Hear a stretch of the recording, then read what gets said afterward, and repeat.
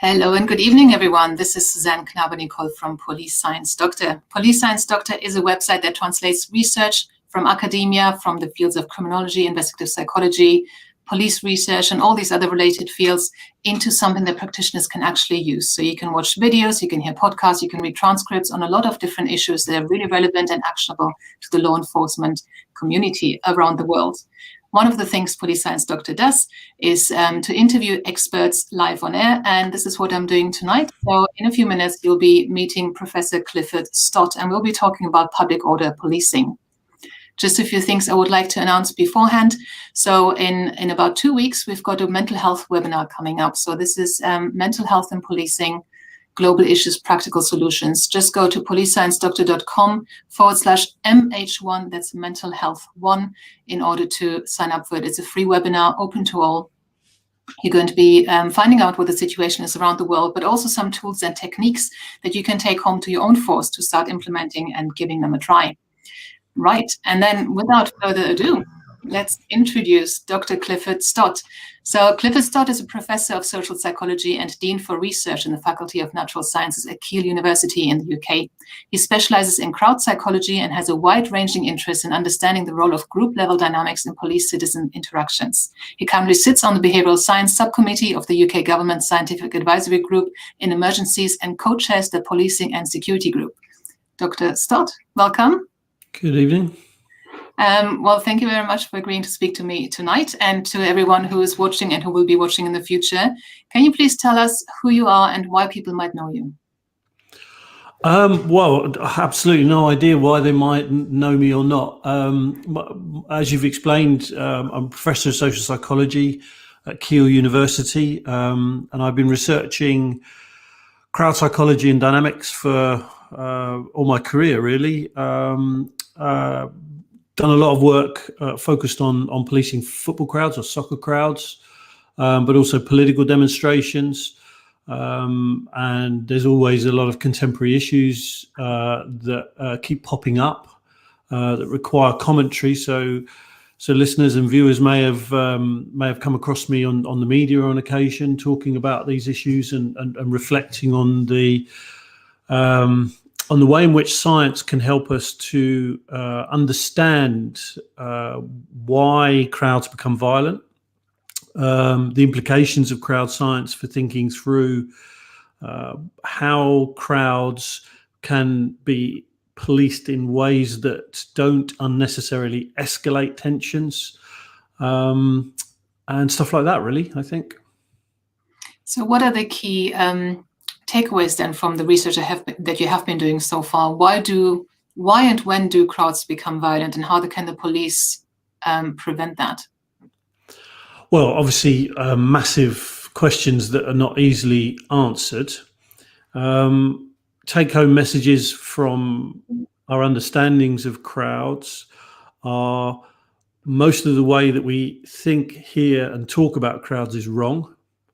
That often revolves around a deeply rooted language that relies on assumptions that crowds are mad, bad, and dangerous to know, that they're driven by irrationality, have a tendency towards antisocial behavior and confrontation, and that flows into a thinking around policing that is very control oriented and reliant on use of force. And what we know through our work on crowd psychology is that that old way of understanding and think about crowds is wrong. People don't lose meaning of what they're doing in crowds. They don't have their rationality stripped away such that their behavior comes to be driven by emotions and irrationality. Rather, there's a shift towards how people think about themselves in terms of group members, and that group membership can be deeply meaningful for people. And those group level understandings create patterns of behavior in crowds, and they create what we call group level dynamics that need to be managed because they revolve around dynamics of legitimacy and power. And those dynamics of legitimacy and power are really the primary reason why crowds can become violent. And they often become violent as an often unintended consequence of the police's attempt to try to manage them or control them. And those flawed understandings of crowds are very common in a policing context.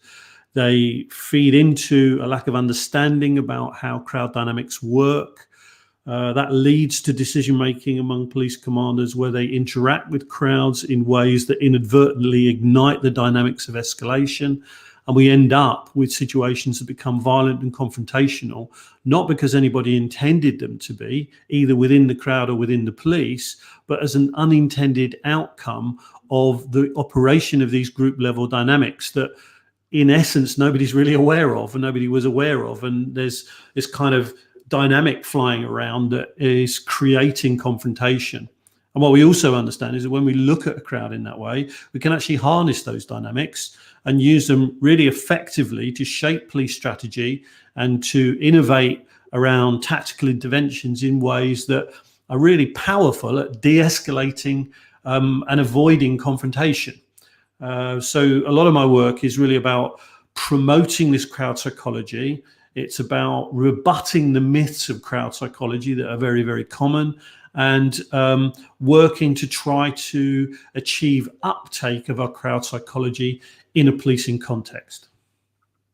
So what are some of the ingredients, if you wanted to, could you perhaps contrast the recipe to make it all go wrong? What are the wrong things that have been taking place and maybe still are taking place in some locations, in some police forces, in some countries? What are the bad ingredients that make everything go wrong and turn violent? And then contrast that to what are the elements and what are the strategies and what is the understanding that actually make it all go well and pass rather peacefully? Yeah, well, there's lots of examples of both bad and good practice, but I think that in essence, one of the main issues is that crowd dynamics are interactional, that the interactions between groups during crowd events has a really powerful way of affecting behavioural outcomes. And one of the key things to remember from a policing point of view is that the police are a group.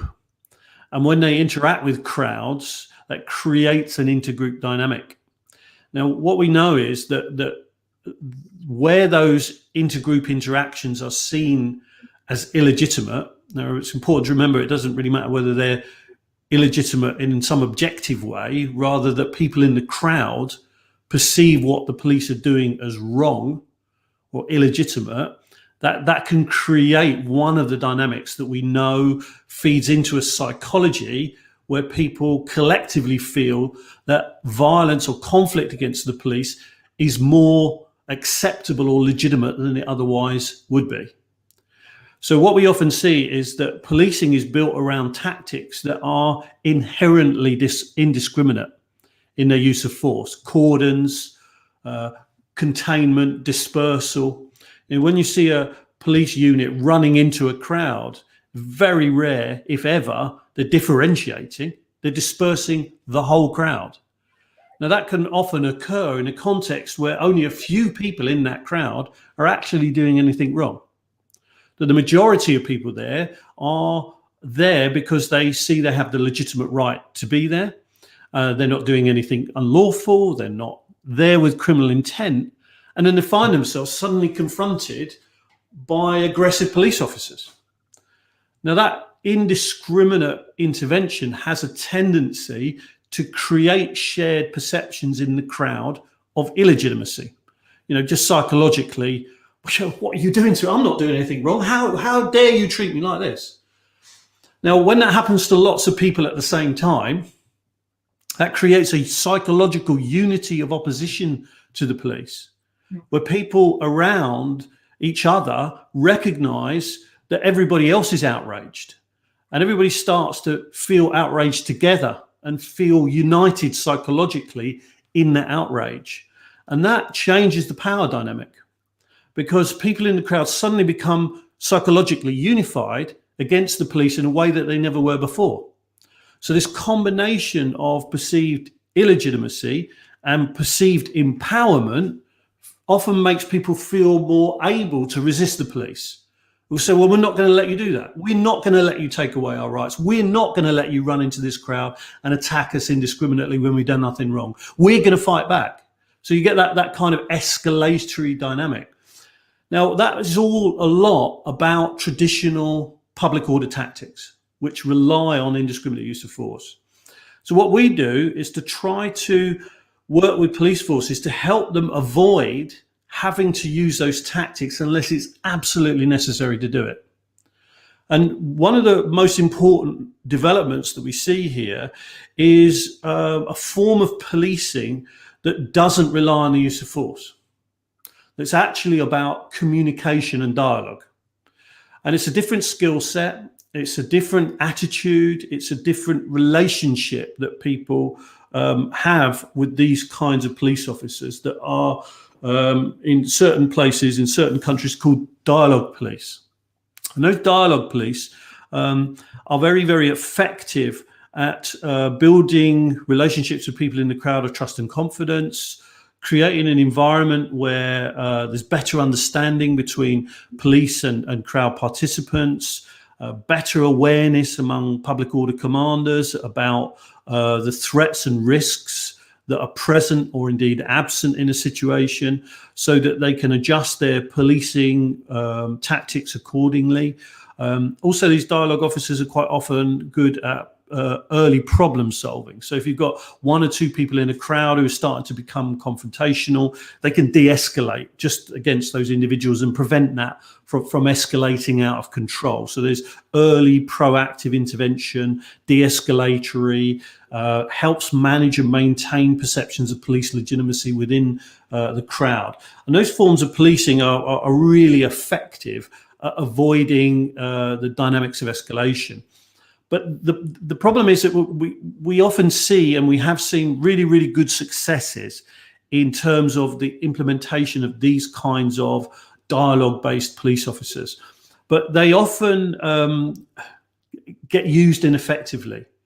And that's partly because there's the public order kind of culture and the public order commanders. First of all, they don't really understand it. Secondly, they really struggle with it. It's all, what do you mean, be nice to people? What do you, well, we're not going soft. There's a kind of often a really kind of antithetical kind of psychology in the police that doesn't really fit comfortably with this kind of policing. So it's really actually quite difficult to maintain it and to sustain it over the longer term. So it can be sometimes very, very difficult to embed it and to make it work properly and to realize its effectiveness. But nonetheless, the differences that your question revolved around are differences in the extent to which public order policing involves that dialogue component. So what we know is that where police forces do adopt and do have effective capacity for dialogue as an integral component of their public order policing, then they're far more likely to be able to manage crowd events without inadvertently escalating and unnecessarily initiating violent confrontation. So what does that look like in a practical sense with on the street then? Is this uniformed officers who are not in riot gear, who are maybe on their own, standing in one location, interacting and chatting with the public, but also keeping an eye out on everyone's behavior? Yeah. It's I mean, first and foremost, it's only really something that works effectively when it isn't just about policing the crowd event. These officers are effective. So, for example, in Sweden, where the first forms of public order dialogue policing were developed back in around about 2005. They are specialist units, and they work all the time, and they work to build relationships with communities and organizations that regularly manifest in crowd events. So, for example, back when the dialogue police were developed, assume really sort of the period between 2007, 2008 through up till maybe 2011, 2012, a lot of protests were about, for example, the Israeli occupation of Palestine.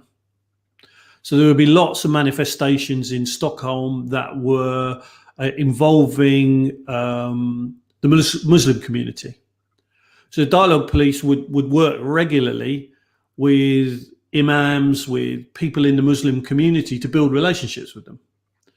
And then they would then, when people in those communities wanted to put on a protest, have a manifestation, make a demonstration, the dialogue police would already be in touch with people in those communities, and they would work with people in those communities to help build the tactical and strategic arrangements. They would help build effective channels of communication into the police so that the policing would be appropriate and proportionate.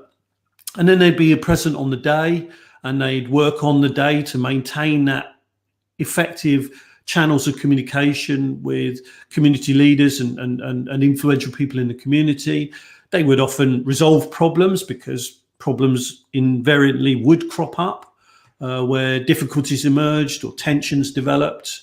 And they would help to de-escalate and to influence the situation.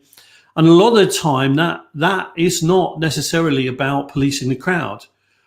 In actual fact, a lot of the time, it was about policing the police and saying, look, you don't actually need to get aggressive here. There's not anything going on. You might look aggressive to you, but it's not. We know these people, and they're not here with criminal intent. So you just back off, because you don't need to get aggressive with them. And then the police would back away, because the police were thinking, oh, well, this is getting violent, and I need to control it.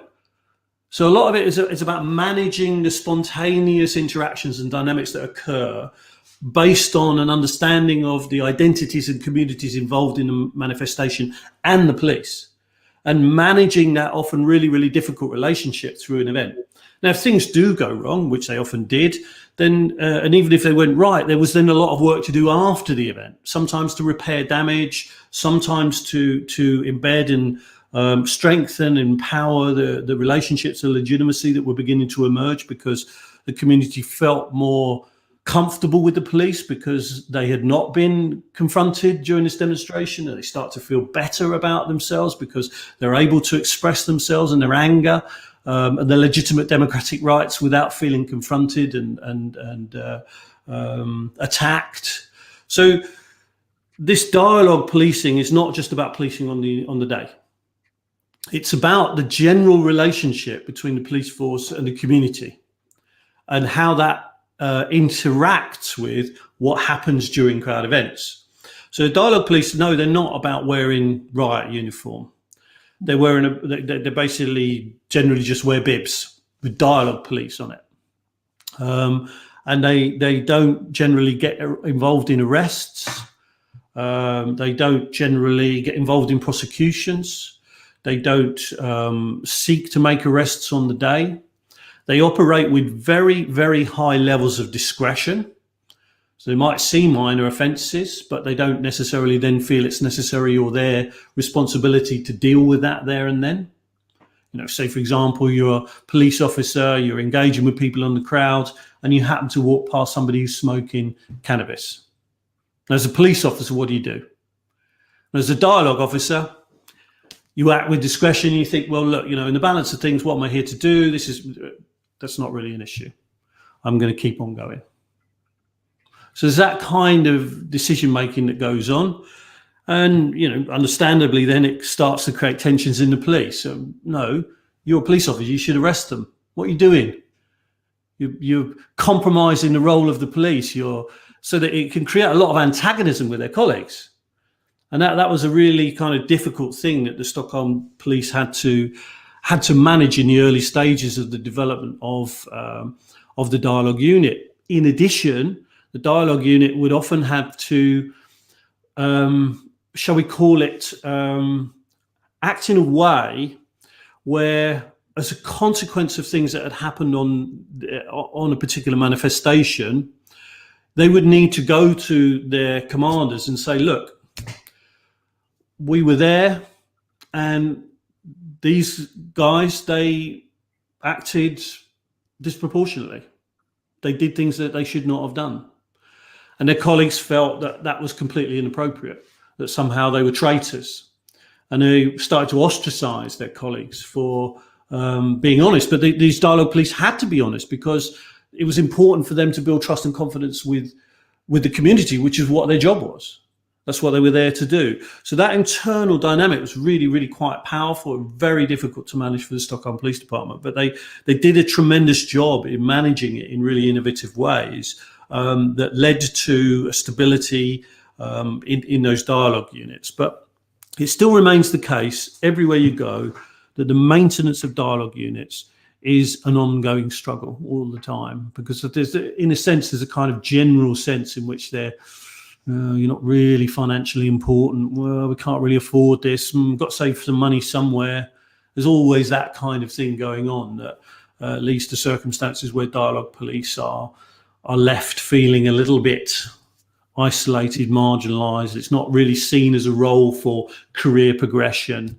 So institutionally, it can be quite difficult.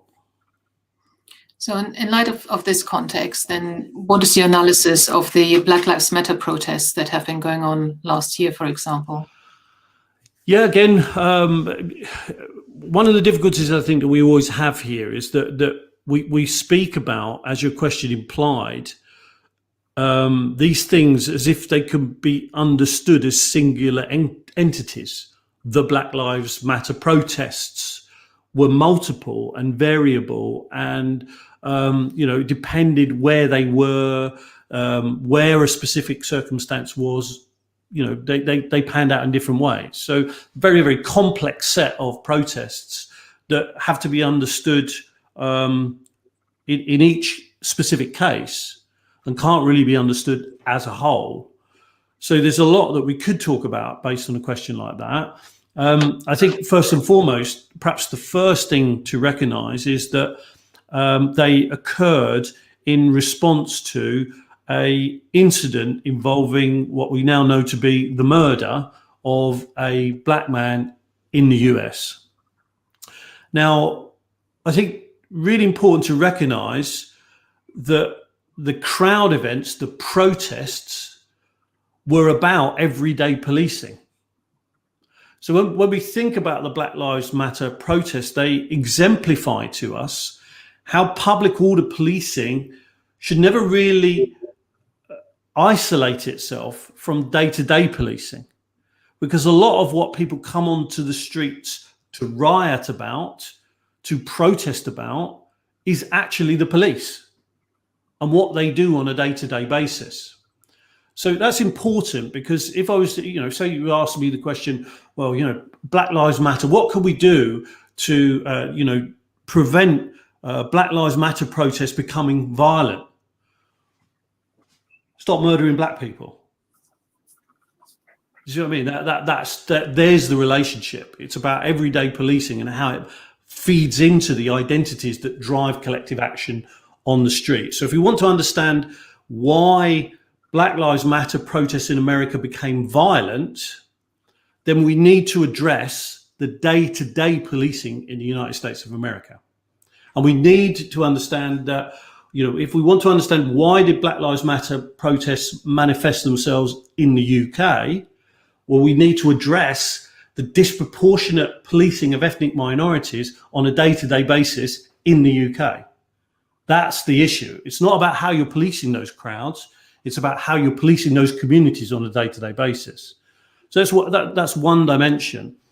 I think the other is that lots of those protests did become violent. But what we can see in why they became violent is the similar pattern that we see elsewhere, that the policing strategies and tactics around those crowd events were really, really poor at communication and dialogue and de-escalation, and heavily reliant on indiscriminate forms of weaponry, and would very, very quickly escalate up into the use of that weaponry in really indiscriminate ways.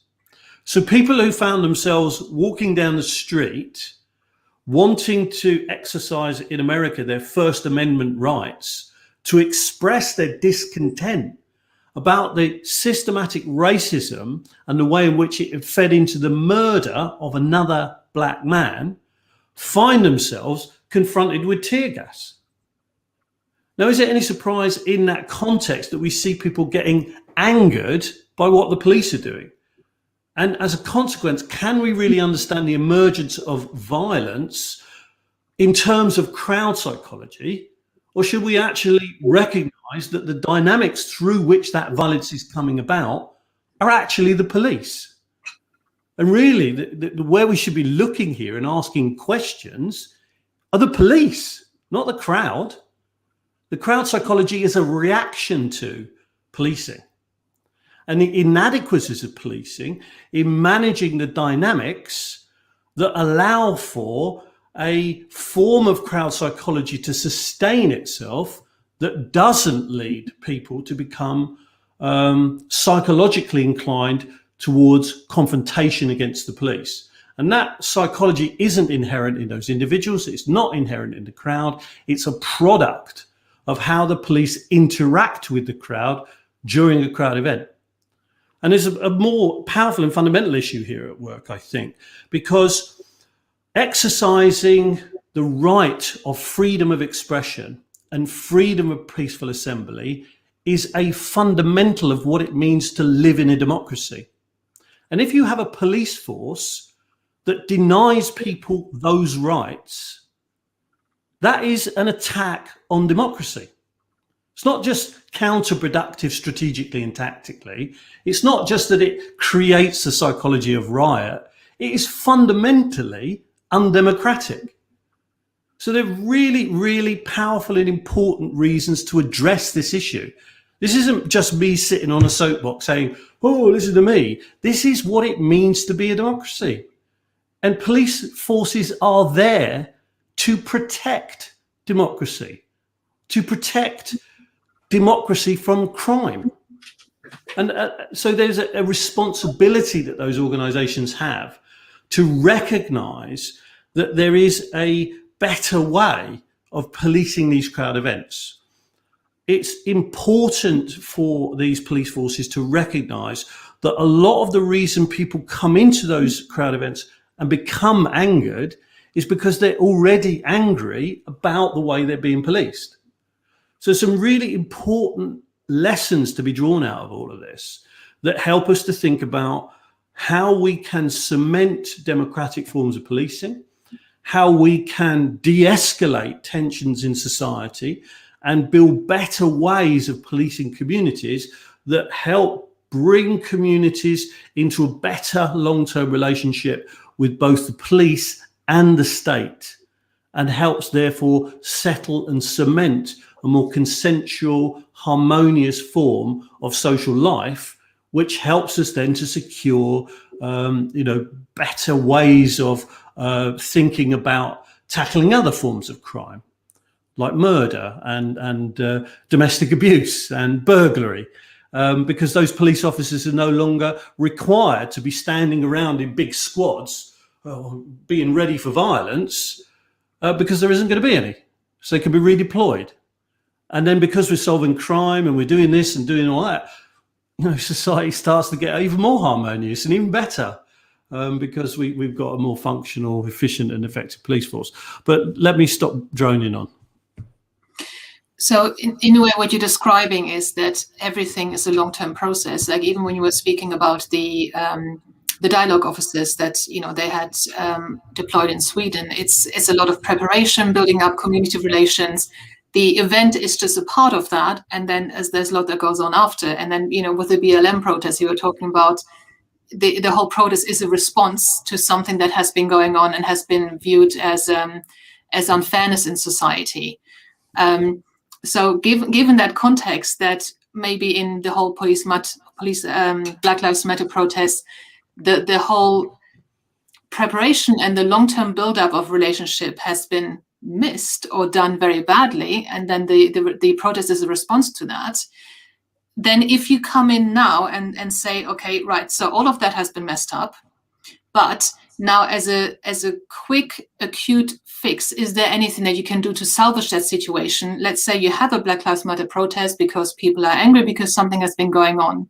What are tactics on the ground that could be used there and then to keep it as peaceful as possible, and then from then on hopefully build much better relations and prevent things like that from happening?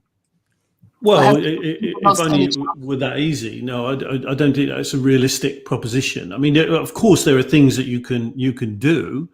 There are decisions that can be made by public order commanders that avoid unnecessary escalations. Yeah, that can be achieved. But if you really want to get to a point where you can deal with the problems effectively, you have to invest in those long-term processes. You can't avoid that. And I think that's partly where the struggle is. And I think part of the understanding here has in part to come from the nature of how public order policing is often achieved. Now, there are different ways in which it can be done.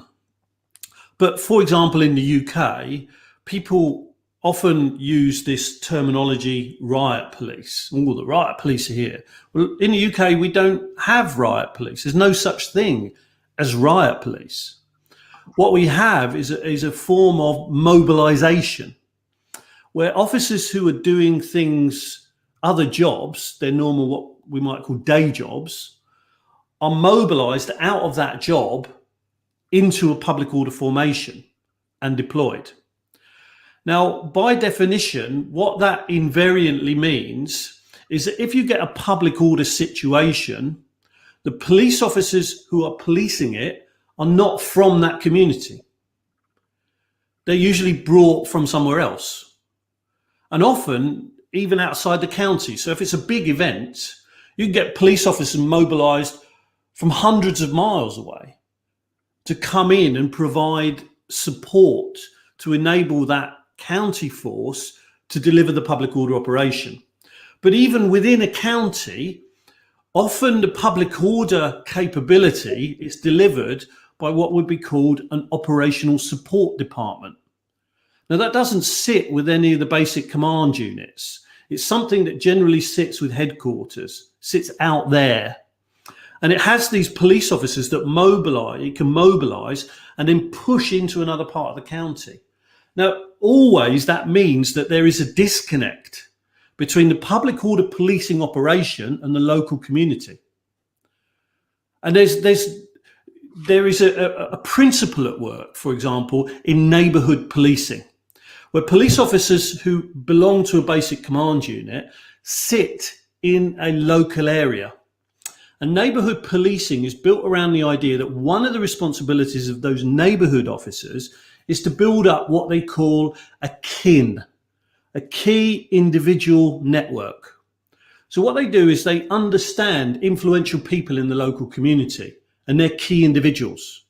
And they develop a key individual network that where they get problems around crime or antisocial behavior, they can plug into that key individual network to use its self-regulatory capacity to de-escalate the situation, prevent the crime, or solve the crime. Do you see what I mean? There's a kind of relationship with the local community that helps with the management of crime.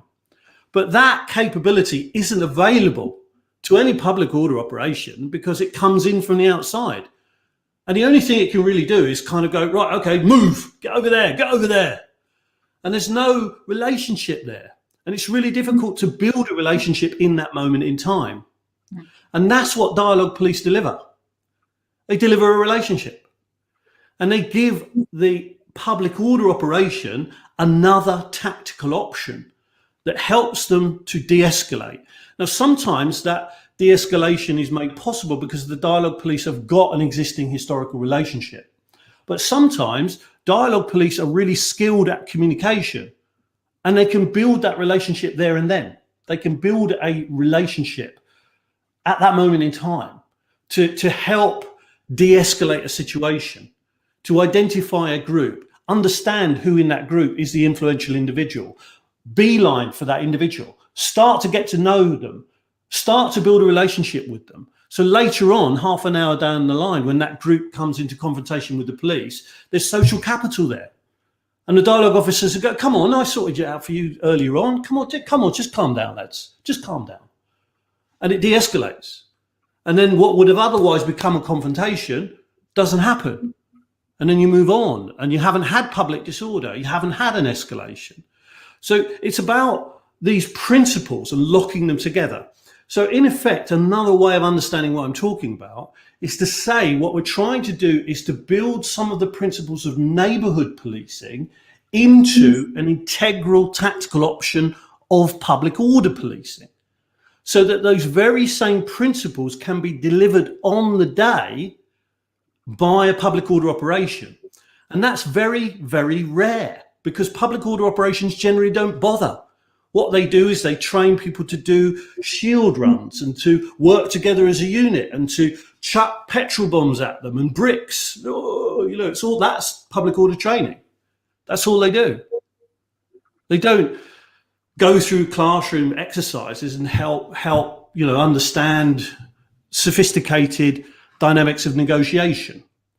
They don't talk about what negotiators talk about, the bunch of fives. If you're trying to negotiate a solution, give that individual 5 reasons why they should do what you need them to do.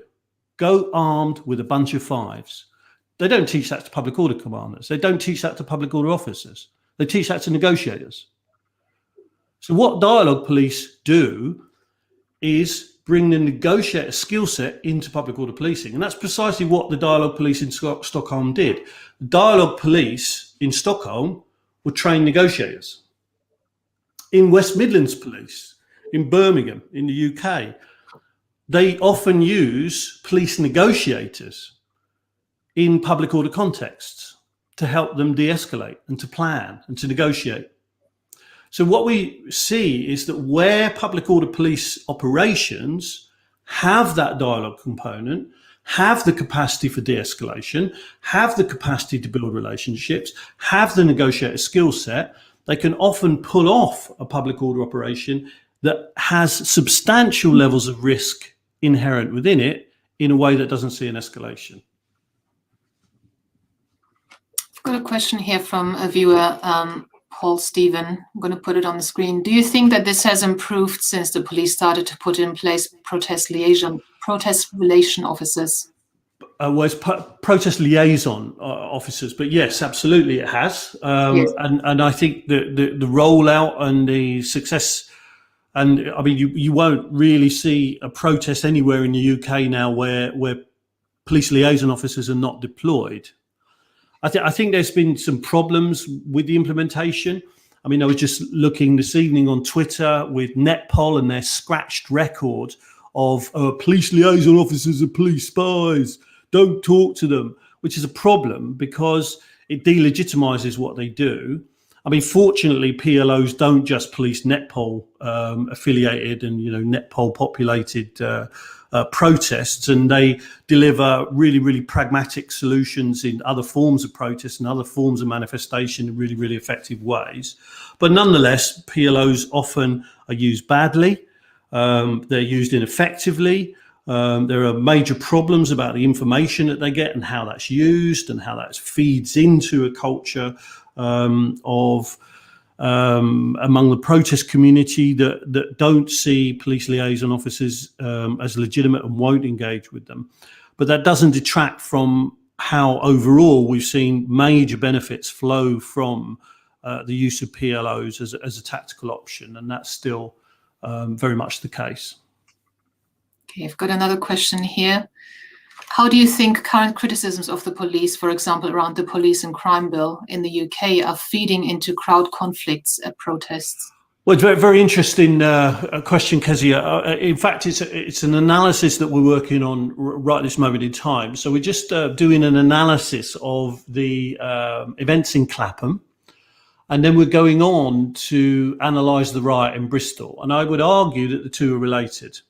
And I think that the dynamics of escalation were in part amplified by the introduction or the second reading of the bill. Remember that Clapham happened on a Saturday. Sunday, there was widespread condemnation of the police for their activity on the Saturday. On the Monday, the top news story was about the second reading of the bill. And it was at that point, really, then that the Kill the Bill hashtag took off. But I think the conflation of what happened at Clapham and what happened in relationship to the bill then led to, if you like, an ambiguity about what kill the bill means, in a sense, that the police start to be seen as an organisation that is also acting in line with the government's perceived attempts to attack the right to protest. And that was seen in relationship to how people interpreted what went on in Clapham.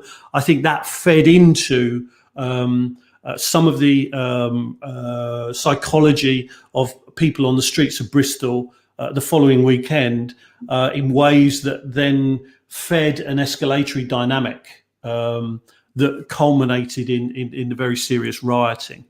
So I think the introduction of the bill and the perception of illegitimacy that it's driving has been really, really powerful and a contributing factor to why the riot in Bristol happened. I don't think that can be understood outside of the context of what happened at Clapham.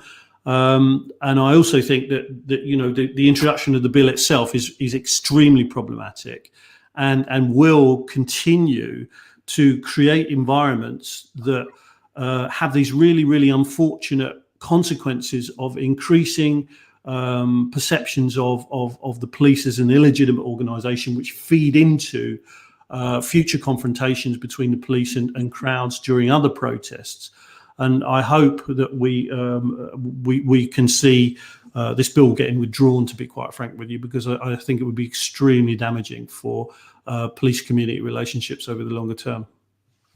For viewers who are not familiar, and maybe especially international viewers, could you just maybe quickly explain what the bill says and then what happened in Clapham that then sparked what happened in Bristol the weekend after? Well, the bill itself is complex, and I can't pretend to know, have read it in detail. But the main and most controversial issue is understood to be the way in which the bill will increase police powers to police peaceful assemblies and to place constraints and even prevent peaceful assembly from occurring, particularly if it is noisy. I think noisy is one of them, or creates distress or something like that, some sort of makes people feel uncomfortable. But so ambiguous is that it creates a context where police and government would pretty much be able to impose restrictions around public assembly for really kind of unjustifiable reasons that would be seen, and indeed probably would be, an attack on protected rights of assembly. Now, fortunately, I don't think at this particular point they could actually, anyone could actually achieve the application of that law, because currently those rights are protected under the Human Rights Act. I think the legislation in itself then is not the problem. The problem is if that legislation is introduced and then the government go on to scrap the Human Rights Act, which they've been very clear they want to do, then we would have a major problem. That's the problem. So the legislation itself is not a problem, because the right of assembly is protected at the moment under law because of the Human Rights Act. But if we have that legislation, they withdraw the Human Rights Act, then we would have a major problem. We had another question here from Paul Stephen. What about those who attend a protest, I take it, with the intent to cause disorder? This has been seen amongst legitimate protests with BLM and Extinction Rebellion. Yeah, a difficult one. I mean, I think, Paul. I mean, one of the things I think it's really important to do when we try to be analytical about this thing is that we need to be really, really precise about the terms that we are using. So the first thing I would have to do is actually kind of ask a question back. What is disorder? What do we mean disorder? I get a bit disorderly when I have a few beers. That's disorderly. So disorder itself is an ambiguous term that precludes accuracy. So I suppose what you mean is that there are people who come to crowd events who may have some form of criminal intent, that they might want to create violent confrontation. Well, that might be true. That might be the case. And if it is, then what we need to recognize is that there's nothing in the crowd that would inherently make those people influential. So if you've got 99 people who've come on a demonstration who don't want violence, and you've got one person that does, and that one person starts to try to make everybody else violent. Everybody else just turns around and goes, "Shut up, mate. Go away. We're not interested. We're peaceful demonstrators. We don't want confrontation. Go away and shut up." Now, if that individual wants to become and is violent, well, fair enough. That's one person, and they become criminal and they do criminal things. Then they'll get arrested. Great, take them away. Thanks very much, cops. Take them away. So at Clapham, for example, just around about 5:45. An anti-lockdown activist got on the bandstand platform and started to give a speech. Straight away, people in the crowd started to condemn that individual and applauded the police when they came along and arrested him. Now, later on, when the police came back to try and arrest female activists, people got angry. So my point there is about how under certain conditions, even if there are people in the crowd who want to be violent, they're not influential and they can't make the crowd violent, so you don't have a riot. You have one idiot who's trying to do something and he's easy to spot, easy to arrest, and whatever harm he can create will be minimal. However, what you tend to find is that because the police think that there's going to be one individual in a whole crowd of 100 people that might be violent, they gear themselves up and think, right, okay, we've got intelligence, we've got to look out for this individual. Where is he? Where is he? Oh, he's in the middle of a crowd. Okay, we better arrest him. Come on, lads. And you get 25 cops tear into a crowd to arrest him. Oh, come here, come here. And in so doing, they confront 50 people who previously, I don't want violence, and they would have condemned that individual of violence. But suddenly they find themselves getting smacked across the head with a baton and pushed over, and suddenly they're going, "Oh, fuck," and they get angry with the police. And they start confronting the police. And that individual who wants confrontation comes up and says, "Come on, lads, come on, let's do the cops. All cops are bastards." And everybody's going, "Yeah, fucking come on, let's do it." Excuse my language. But can you see how that dynamic works?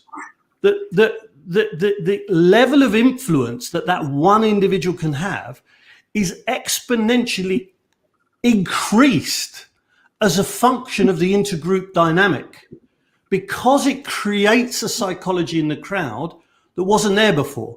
It creates a psychological group in which that person who has criminal intent becomes influential in a way that he could never have achieved otherwise.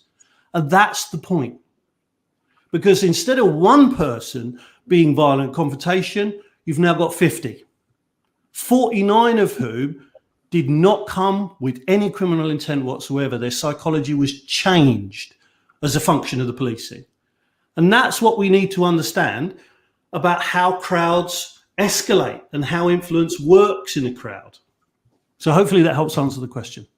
Thank you. That was a very colorful demonstration of what happens. I get carried away. Forgive me.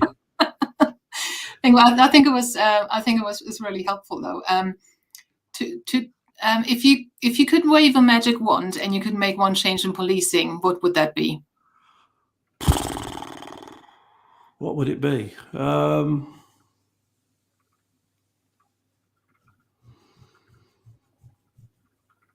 don't know. It's not as simple as that. It's not as simple as that. One change, better communication, more dialogue. Let me say, let's just take it in the direction of UK policing. If the question was about UK policing, if I had a magic wand and I could change one thing, I would increase the budget for neighbourhood policing. That's what I would do. And I think I would shift a lot of the functional money that we flow into response policing, for example, into neighbourhood policing. Now, that's a very, very difficult thing to do if you're working to a very, very limited budget that's been attacked for decades under austerity. And the cutbacks that policing has faced in the UK have led to massive degradation of policing capacity. And one of the biggest areas that has suffered from that has been neighbourhood policing, because of the priority that the police must give to their capacity to respond to incidents. And I think that's been one of the most damaging things, overwhelmingly. And I would love to see it go back to a point where the investment was in local community policing. Having coppers walking along the street how much difference that I think would make to our relationship with the police more generally. I think would be really, really powerful. So if I had a magic wand, that's what I would do. And if people only took away one thing from this talk, if there was only one thing that would stick in their minds after this, what would you want that one thing to be? It's probably that I'm completely mad. I don't know. I think crowds are not mad, bad and dangerous to know. Stop thinking that crowds are irrational. Stop using the term agitator. Stop using the term mob psychology, mass panic, panic buying. These ideas about how collective psychology work are completely wrong. We keep getting them thrown at us time and time again. And it's really important that we get rid of them, because they're dysfunctional ways of understanding human psychology. Professor Clifford Stott, thank you very much for your time today. Thank you. Thank you for watching. I hope you found this content useful. You can get access to each episode's transcript with key learning points, timestamps and references if you get yourself onto my mailing list. Just go to the main website on policesciencedoctor.com, and on the bottom of each page you will find a sign-up form for notifications of new content. Just enter your first name, your preferred email address and the type of organization you work for. You will not get any spam. This is just for me to let you know about new content and for you to get access to all the transcripts.